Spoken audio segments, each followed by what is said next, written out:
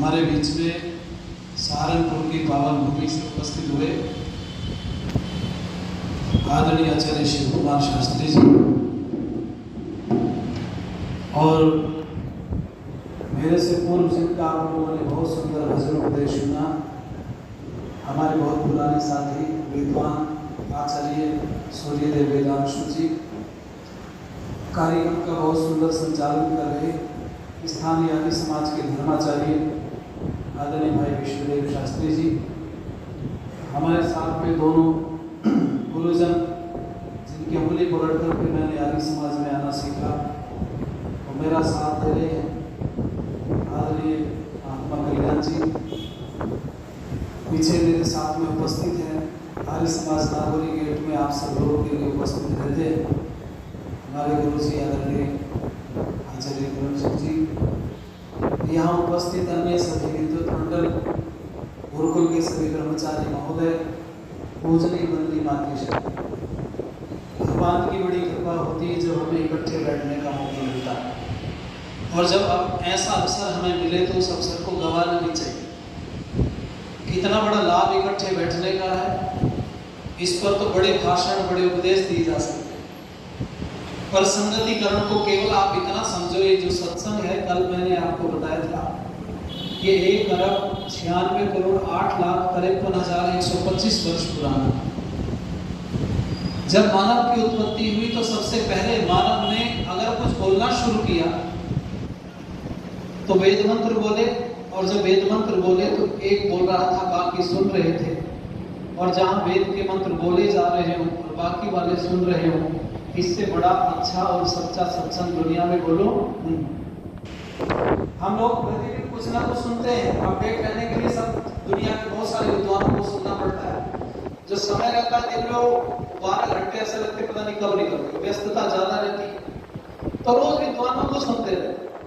बड़े विवादास्पद बयान भी आज आप देख रहे हैं, जो भी फेमस होना चाहता है वो स्वामी दयानंद के ऊपर उंगली उठाता है और बोल के चला जाता है। वेद शब्द को समझ नहीं पाए, सत्संग को समझ नहीं पाए। एक तो मैंने देखा एक दिन घर में सासू गई कहीं, फिर लौट के आई, रविवार का दिन था। बहू ने पूछा माता जी कहाँ गई थी? कहले बेटे तेरे को नहीं पता? बोले के आज संडे था ना? बोले हाँ, मैं संडे के संडे सत्संग में जाती हूँ। तो उसने कहा मेरी सास बहुत अच्छी है, पानी लाओ माता जी? बोले नहीं पानी वानी कुछ नहीं। बोले वो किसी का भोजन ले गया? कहने लगी 2 बज गए, आपने भोजन नहीं किया? कहने लगी बेटे वो पहले तो भंडारा चलता था, लंगर लगता था गुरुजी के आश्रम में, पता नहीं कई बार से बंद है। बोले ठीक है, अच्छा चलो मैं भोजन ला रही हूँ। भोजन लेके आई, कहने लगी माता जी आज आपको सत्संग में क्या मिला? तो सासू माँ बहू से बोल रही है बेटे वही मिला मुझे भी जो सबको मिला। अरे बोले बताओ तो सही। कहने लगे सच्ची बताऊं? बोले एक चाय का गिलास और 2 लड्डू। आप समझ गए बहू क्या पूछना चाहती है और सास क्या उत्तर दे रही।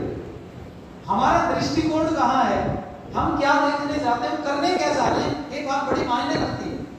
लोग कहते हैं भाव में बड़ा कुछ होता है, वैसे तो इतने बड़े भाव में तो कुछ नहीं होता, पर हाँ इतना जरूर है।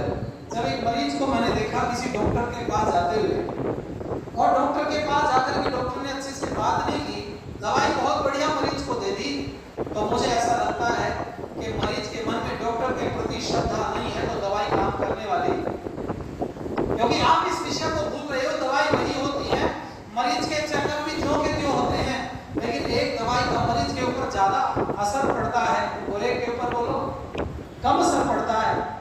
मैं कुछ लिख रहा हूँ एक पुस्तक, पता नहीं भगवान की कब कृपा होगी, पूरी हो पाएगी कि नहीं, मुझे तो लगता है आधी अधूरी रह जाएगी शायद। पुस्तक का टाइटल है मृत्यु के पश्चात।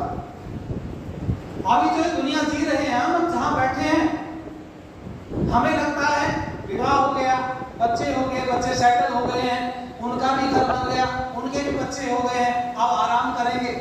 अब आराम करने का समय नहीं, अब तैयारी करो। कौन सी तैयारी? आप जो बैठे हो ना इस चोले में, ये चोला इस जन्म की देन नहीं है। बड़े ध्यान से सुनना सब जन। ये जो चोला रंग रूप शक्ल सूरत आपको मिली है ना, ये जो बुद्धि मिली है, ये इस जन्म की नहीं है। ये ये पिछले जन्म में आपने कुछ अच्छे पुण्य कर्म किए थे, उसके परिणाम स्वरूप आपको ही दे दिया परमात्मा ने झोला।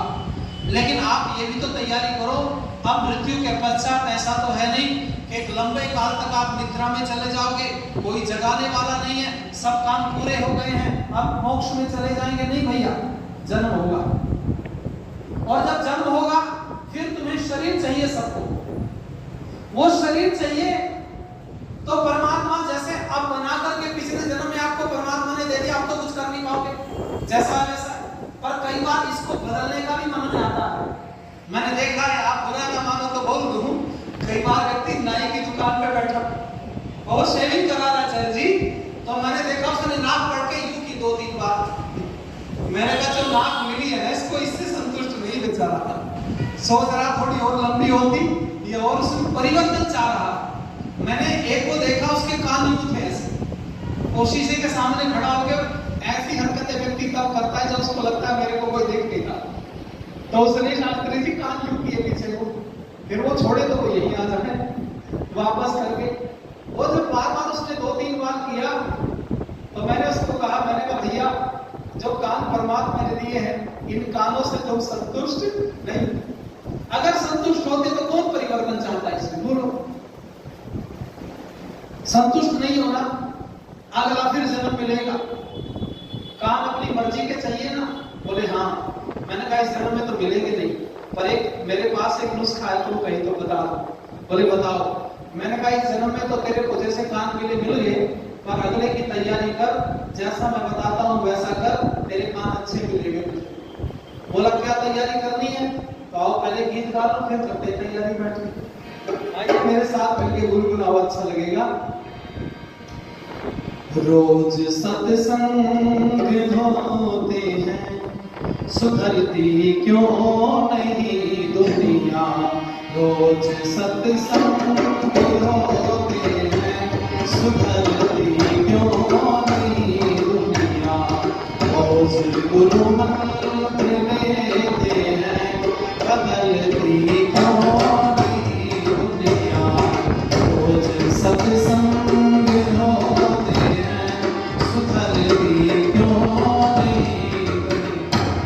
हुआ बेईमान ये ऐसा बताने पर हंसी आवे।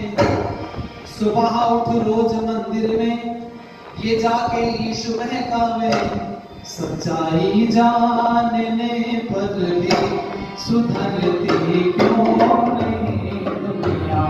सच्चाई जानने पर भी सुधरती क्यों नहीं दुनिया। रोज सत्संग होते हैं, बदलती क्यों नहीं दुनिया। और सुनिएगा जरा, मैं आपसे एक प्रश्न पूछूं, दुनिया में सबसे ज्यादा भजन कौन से देश में गाए जाते हैं? हाँ तो आप दम लगा के उत्तर दो ना, अच्छा लगेगा। देखो मैं ना तो मार्किंग करूंगा ना जजमेंट दूंगा कि भी आपने कम बोला, बढ़िया नहीं बोला, गलत बोला, और बोलना सीखो। क्यों जी? सबसे ज्यादा भजन कहाँ गाए जाते हैं बोलो? भारत में गाए जाते हैं। इंडिया में तो माता जी चर्च बने हुए हैं। भारत में सबसे ज्यादा साधु सन्यासी कहाँ है बच्चों? जोर से बोलो। भारत के यार थोड़ा सा उत्तर। सबसे ज्यादा भजन कहाँ गाए जाते हैं? भारत में। सबसे ज्यादा साधु सन्यासी कहाँ है? सबसे ज्यादा विद्वान कहाँ है? सबसे ज्यादा मंदिर मस्जिद कहाँ है? सबसे ज्यादा सत्संग कहाँ होते हैं? तो मुझे एक बात बताओ, भारत अच्छा देश है कि बहुत अच्छा देश है? बहुत अच्छा देश। अब दूसरे प्रश्न का उत्तर देना सावधान होके। दुनिया में सबसे ज्यादा धर्म के नाम पे ठगी कौन से देश में होती है? आपकी मुस्कुराहट उत्तर दे रही है, आप चाहे ना बोले पर आपने उत्तर दे दिया है। धर्म के नाम पर सबसे ज्यादा ठगी कहाँ चल रही बोलो जरा? भारत में। अब पहले वाला पता चला, भजन सत्संग प्रवचन भी भारत में, और धर्म के नाम पर ठगी भी बोलो जरा भारत में।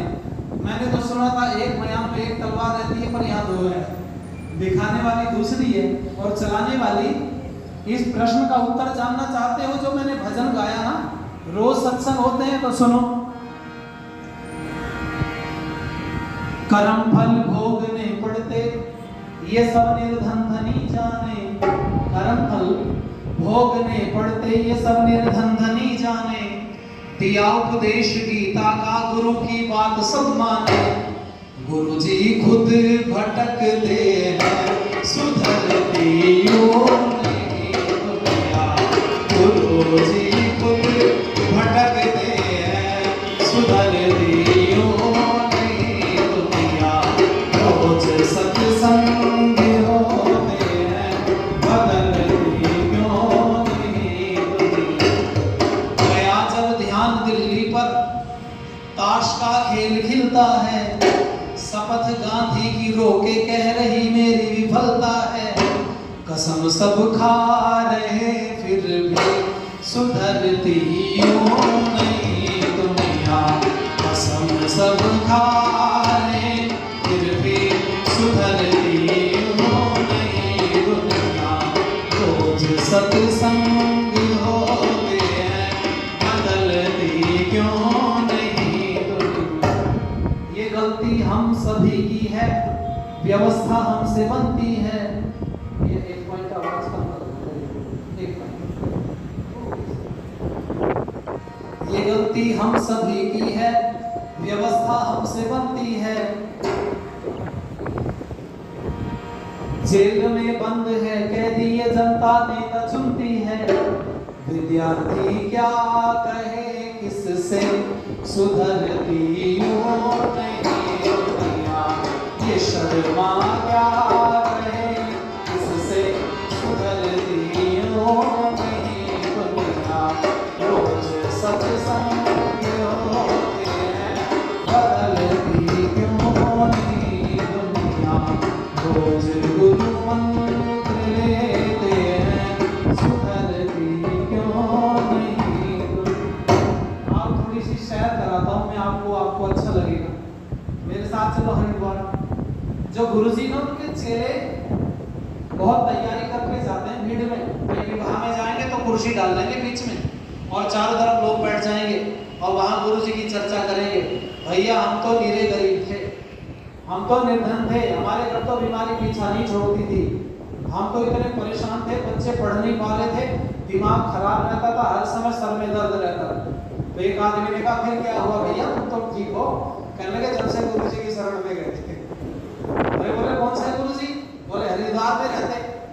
बोले फिर हमें भी लेके चलो भाई ऐसी जगह पर, परेशान तो हम भी बहुत है घर में, पत्नी सुनती नहीं, बेटा उल्टे जवाब देने लगा है और जब नाती पोते हैं वो मुंह बना बना के भाग के जाते हैं हमारी तरफ। बाबा जी परेशान थे, घर में मकान दुकान बढ़िया, गाड़ी घोड़ा बढ़िया, और महाराज जी के पास में लेके चल दिया चेला। तो उन्होंने पूछा गुरुजी ये जो साथ में लेके गया, बोला गुरुजी का आश्रम? बोला कहने लगा बस 500 मीटर चलना है, यहाँ कहाँ रिक्शा करोगे, भीड़ बहुत है, पैदल पैदल निकल जाए दोनों जन। ठीक।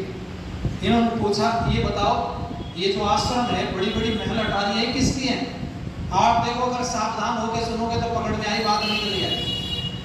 कहने लगा ये जो बड़ी बड़ी महल अटारियां हैं ये किसकी हैं? कहने लगा तुम कभी हरिद्वार नहीं आए? कहने भैया आए तो पर हल्की पौड़ी पे गोता लगाए वापस चले गए, इधर कभी नहीं आए। कहने लगा ये आश्रम त्यागी जी महाराज का आश्रम। नहीं आई समझ में बात? आई। त्यागी जी महाराज से त्यागी किसको कहने लगा? जिसने सब कुछ त्याग किया उसको क्या कहेंगे? त्यागी जी। और महल अटारियां बहुत बड़ी बड़ी फिर खासे बल्कि भैया जो सब कुछ त्याग किया। इसको संशय वैसे प्रश्न पूछा इसने कहा यार त्यागी जी महाराज वो इतने बड़े बड़ा आश्रम, इसने कहा ज्यादा मत बोल नहीं तो तेरे को ज्ञान प्राप्त नहीं होगा। गुरुजी ऐसे लोग को तृप्त नहीं करते, ऐसों को आशीर्वाद देते जो प्रश्न पूछते रहते हैं। इसने कहा चलो भाई अब नहीं पूछूंगा, ये आगे गया। इसने कहा एक बात बताओ बोले कि इतना शोर शराबा किसके आश्रम में हो रहा है, ये किसका आश्रम है? इसने कहा नहीं पता तुम्हें? बोले नहीं, कहिए मोनी बाबा का आश्रम है। किसका है बच्चों? अच्छा मोनी कौन होगा? कौन रहने वाला? तो आश्रम में शोर होना चाहिए कि शांति होनी चाहिए? शांति। पर बड़ा शोर शराबा। चलो इसने कहा कोई बात नहीं भाई प्रश्न नहीं पूछेंगे। फिर तीसरी बार तो इसका बांध टूट गया। इसने कहा ये किसके आश्रम में लेके चल दिया? कहने लगा यही तो अपने गुरुजी का आश्रम है। कहने लगा ये आश्रम? बोले छोटे छोटे बच्चे किसके खेल रहे हैं? 5-7 बच्चे खेल रहे थे आश्रम में। कहने लगा ये ब्रह्मचारी जी महाराज के बच्चे हैं।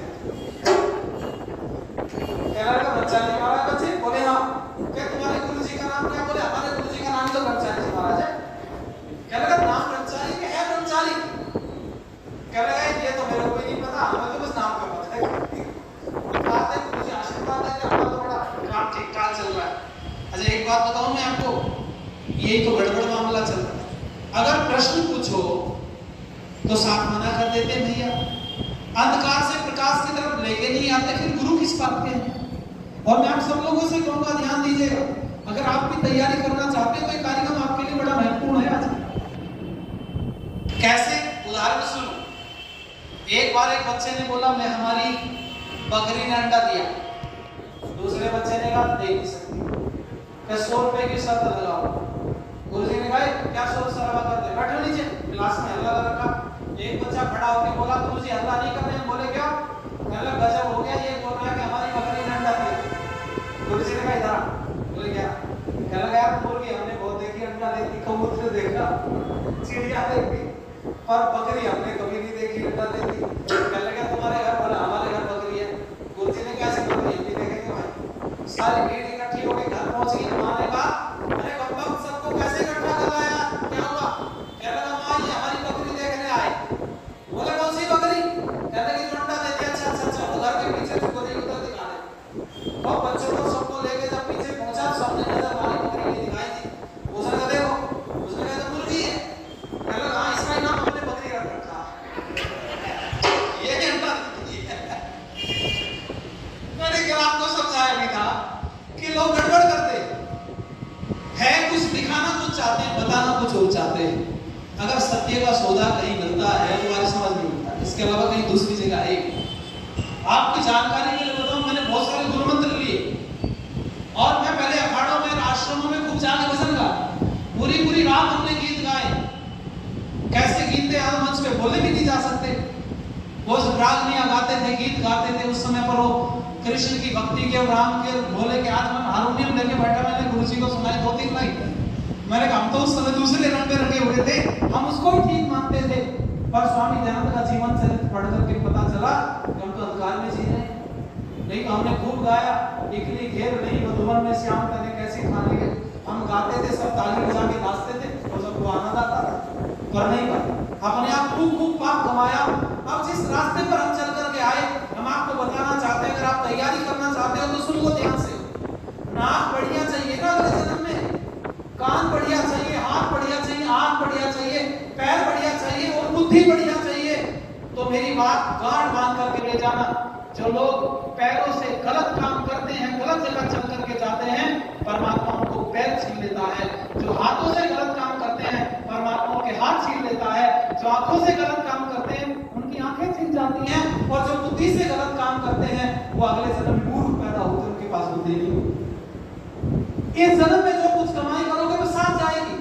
कौन कहता नहीं जाती साथ? तो एक बार कभी दूसरे से कंपेयर करके देखो अपने आप को, आमने सामने खड़े होकर के कभी शक्ल सूरत का मिलान करो, कभी बुद्धि का मिलान करो, कभी अपने शरीर को देख करके मिलान करके देखो, ऐसा ही क्यों है? एक कहानी आती है, एक सियार दूसरे सियार से बोला किधर? उसने कहा भूख लगी है। गंगा के किनारे दोनों टहल रहे थे। उसने कहा यहाँ कहां से तुझे खाना ला के दे दूं? उसने कहा कुछ तो दे दे भाई। एक नजर पड़ी, उसने कहा देख ये गंगा जी के किनारे किनारे एक मनुष्य की लाश बहती हुई जा रही थी, कई दिन का कोई डूबा हुआ था, फूल गई लाश। तो इसने कहा इसको पकड़ ले। तो जो किधर भूखा था उसने कहा नहीं इसको नहीं खाऊंगा। बोला क्यों नहीं खाएगा? कहने लगा पता है क्या खाऊं इसका? उसने कहा पेट में इसके पैर खाने। दूसरे किधर ने कहा भूखा मर जाऊंगा, एक मनुष्य के पैर नहीं खाऊं। बोले क्यों? कि पैरों से चल के कभी अच्छी जगह पर गया नहीं है, जब भी गया गलत जगह पर गया, मधुशाला की तरफ गया, इसलिए इसके पैर खाने योग्य है। अरे पिछले जन्म में गड़बड़ की, अपने गीदड़ बन गए। अब भैया मैं अपना स्तर और गिराना नहीं चाहता। दूसरे गीदड़ ने कहा ठीक है भाई, पैर नहीं खाना चाहता, हाथ खा ले। कहने लगा ना ना, हाथों से कभी दान नहीं किया, अच्छा काम नहीं किया, कभी पुण्य नहीं किया। हम तो माता जी के घर ठहरे रात को, बढ़िया आराम से नींद आई। सुबह उठ के भाई हवन कर लिया, भाई बढ़िया परोठे खाए माता जी के घर। और हम निकल आए, देखो माता जी नहीं बोली, यहाँ के जबरदस्ती निभावे पकड़ा ली। मैंने कहा किस बात के? माता जी ने कहा तुमने मेरे घर भोजन किया था। तो मैंने कहा दांत घिसाएंगे। दांत घिस गए होंगे भाई थोड़े बहुत। माता जी ने दे दिया। पर मैं आपकी जानकारी के लिए बताऊं, वो कहता है कभी हाथों से दान नहीं किया इसने। ये तो दूसरे की इज्जत आबरू के लिए हाथों का प्रयोग करता रहा। इसने का कान खा ले, बोले सत्संग नहीं सुना। कि नाक खा, बोले गलत चीजें सुनता रहा। इसने का आंखें खा ले इसकी, कहने लगा आंखों से कभी अच्छा देखा ही नहीं इस दुष्ट ने। कहने लगा तो पेट खा ले। इसने कहा पेट की वजह से पापी किया इसने सारा जीवन, बोलता रहा पापी पेट का सवाल है, इसलिए तो पाप करता रहा। आखिरकार गीदड़ ने खाने से मना कर दिया। एक निष्कर्ष ये निकल करके आता है। ये तो बात झूठी है कि सच्ची है, लेकिन कभी का समझाने का तरीका होता है। और वो ये समझाना चाहता है आपको कि देखो ऐसा ना हो कि कभी अंत समय में दूसरे जीव जंतु भी तुम्हें हाथ लगाने से मना कर। शरीर को ऐसा करके जाओ कम से कम जो जीवन में किसी का अच्छा ना कर सको तो कोई ये तो ना कहे कि बड़ा बुरा आदमी था चला गया। अगर तैयारी करना चाहते हो तो ये आपके काम की बात है। जो शरीर मिला, एक शब्द सीख लो जीवन में, सदुपयोग। क्या बोला बच्चों मैंने? दो शब्द हम बड़े सुनते हैं, एक पाप और एक पुण्य। पाप शब्द क्या है? अरे जो परमात्मा की दी हुई वस्तुओं का दुरुपयोग कर लिया, वही पाप। आज हमारे बीच में प्रधाना माता जी उपस्थित हो गई है। स्वास्थ्य थोड़ा सा ढीला था, पर वो अब देख के नहीं लग रहा ढीला। ताली बजा के स्वागत करते हैं माता जी। अरे माता जी ठीक है, आओ सब लोग मिलकर के गुरगुराओ मेरे साथ, अच्छा लगेगा।